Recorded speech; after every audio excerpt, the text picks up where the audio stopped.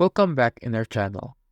In today's video, I am going to show you how to block YouTube channels. First off, you need to open the YouTube app and find a video from the channel you want to block. Tap the three vertical dots next to the video title. Select Don't Recommend Channel. This will stop videos from that channel from showing up in your YouTube recommendations and feed.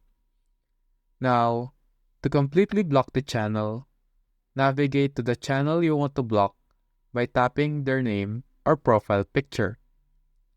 Once on the channel page, tap the three vertical dots in the top right corner. Select Hide User from My Channel. Confirm by tapping Hide User again. This will completely block the channel. You won't see their videos in your feed, search results, or recommendations.